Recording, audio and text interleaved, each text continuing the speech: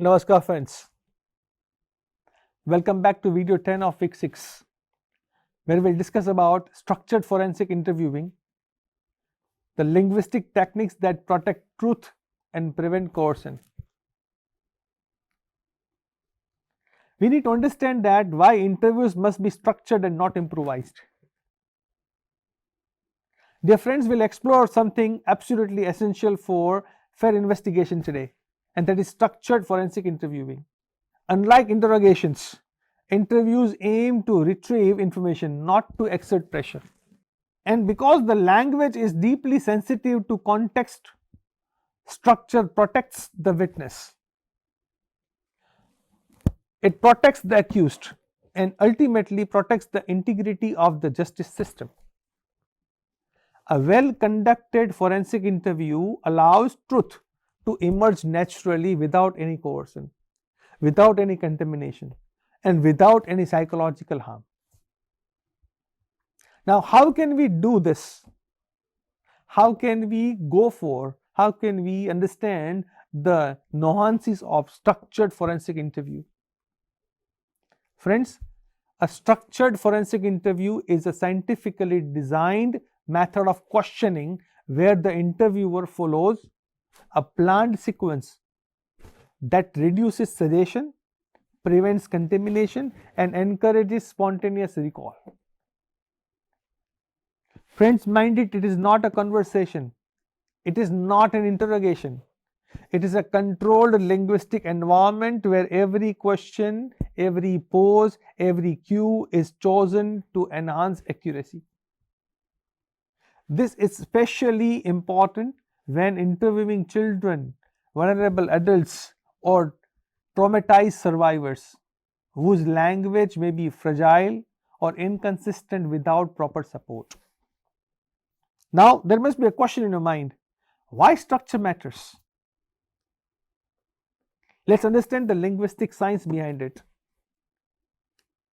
Human memory works best when it is not interrupted or guided prematurely.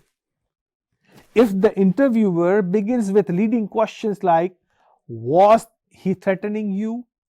Did he hold your hand forcibly? The witness's language becomes contaminated.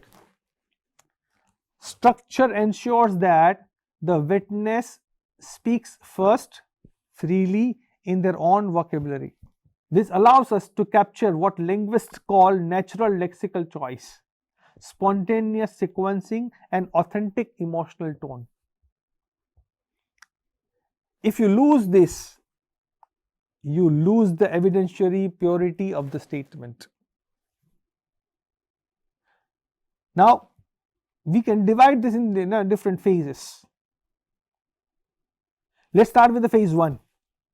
It's about rapport building, creating linguistic safety. The first phase is about comfort.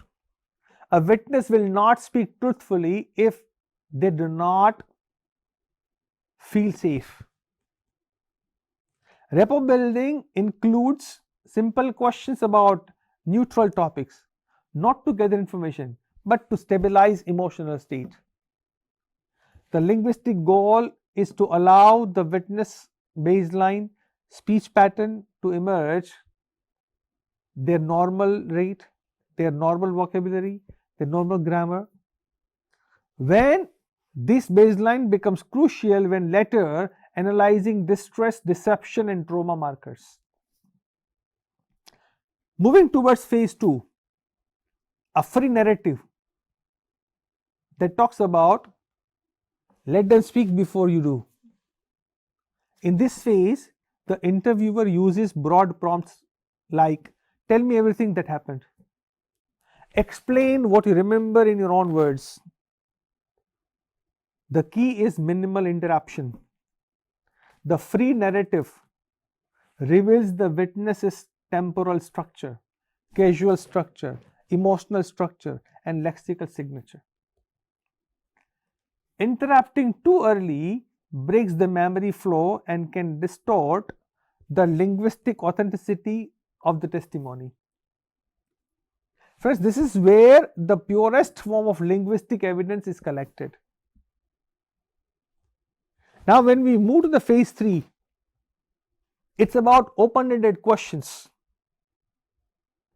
where you guide without leading them. Open-ended questions expand the narrative without imposing new content. For example, you ask, what happened next? Describe how you felt at that moment. Or where were you standing when that occurred? These questions respect the witness's autonomy and allow the linguist to track consistency. Leading questions, on the other hand, plant linguistic structures in the witness's mind, risking contamination. And that's why a single leading word can alter memory. This is heavily documented in cognitive linguistic literature. Now, when we move towards phase 4, it's about clarification. When the details become meaningful. After the narrative is complete, clarification is allowed, but clarification is delicate. You never ask, why didn't you scream? Because this introduces judgment. Instead, you ask, what were you feeling at that moment? You avoid, did he force you? Instead, you ask, describe what he did with his hands. Notice the linguistic precision here. Clarification must explore without suggesting, reveal without contaminating, and deepen without distorting. Now, when we move to the phase 5, when we end with psychological stability, friends, closure ensures that the witness does not leave in distress. It involves summarizing gently, asking if they want to add anything, and restoring emotional balance. This is also where linguists observe recovery patterns, whether the witness's speech returns to baseline or remains strained, which can indicate the trauma severity. Now, if you look at the greatest risk in the poor interviews, it's about linguistic contamination.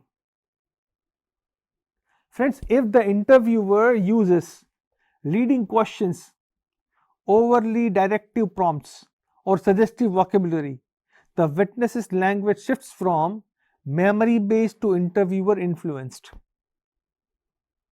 And friends, this contamination is irreversible. Courts worldwide, including India, have thrown out testimonies because linguistic contamination made them unreliable. Your job is to identify whether what the witness said is their own language or a reflection of interviewer's words. Now, we need to understand that there must be certain special linguistic protocols when you are addressing, when you are interviewing different types of people.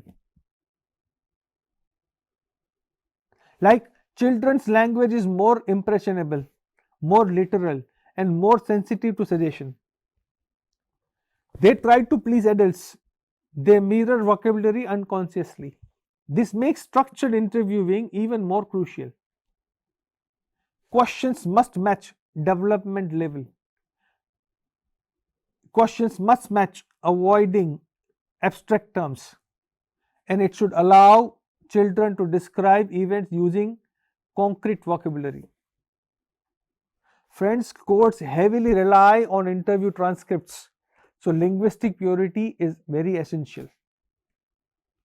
Dear friends, the Bharatiya Nyaya Sanhita places new weight on communication of consent, verbal threats, expression of fear, verbal misrepresentation, emotional reactions, and all of these are linguistic events.